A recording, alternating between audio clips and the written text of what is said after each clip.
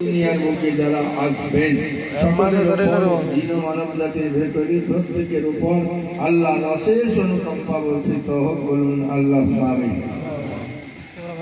পড়েছি মহামূল্যবান পবিত্র কালাম মাজিদ থেকে আয়াতে পাক। আল্লাহ পাক ঘোষণা করেন, আল্লাহর রাস্তায় যারা প্রাণ বিসর্জন দেয় তাদেরকে মরা বলিও না, বরং তারা জীবিত। জোরে পড়তে হবে সুবহানাল্লাহ সুবহানাল্লাহি ওয়া বিহামদিহি আল্লাহু আকবার। আমার প্যারা মুস্তাফা সাহিবুল আওলাদ যখন আল্লাহর হুকুম পেয়ে নিজের ইসলামের প্রচার করতে শুরু করলেন, সুবহানাল্লাহি ওয়া বিহামদিহি, আপনি বললেন যে আমার সম্বন্ধে তোমাদের কি মত, আমার সম্বন্ধে তোমাদের কি মত? সকলে বলল আপনি আল আমিন, তাতে কোনো সন্দেহ নাই।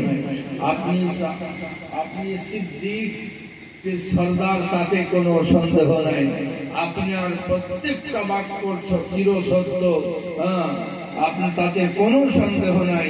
আপনি বললেন যদি আমার কথা এবং আমাকে যদি মানো তাহলে এটাও মেনে নাও কে আমি আল্লাহর তরফ থেকে নবী হয়ে এসেছি। জোরে পড়তে হবে সুবহানাল্লাহ। এই যেমনই বলা তেমনি বিভ্রাট লেগে গেল। সুবহানাল্লাহি ওয়া বিহামদিহি আল্লাহু আনিল লোকে তাচ্ছিল্য করে চলে যেতে শুরু করে দিল। আল্লাহর নবী আমার সম্বন্ধে কি মত কেন জিজ্ঞাসা করলেন? আল্লাহর নবী জিজ্ঞাসা করলেন এই জন্য कि पहले बात को मानी जाती है, फिर पहले जात को मानी जाती है, फिर बात को मानी जाती है। प्रथमे জাতকে যদি মেনে নিয়েছো তার প্রত্যেকটা কথাও তোমরা মেনে নিবে। এই জন্য আল্লাহর নবী সাহিবুল আওলাদ বললেন আমার সম্বন্ধে তোমাদের কি মত?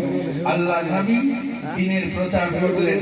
আবু জাহাল রাত্রি অন্ধকারে আসলো, আসার পরে বললে হে মুহাম্মদ সাল্লাল্লাহু আলাইহি ওয়াসাল্লাম, এই বাণী প্রচার করা যাবে না, লা ইলাহা ইল্লাল্লাহ এটা বলা যাবে না, বরং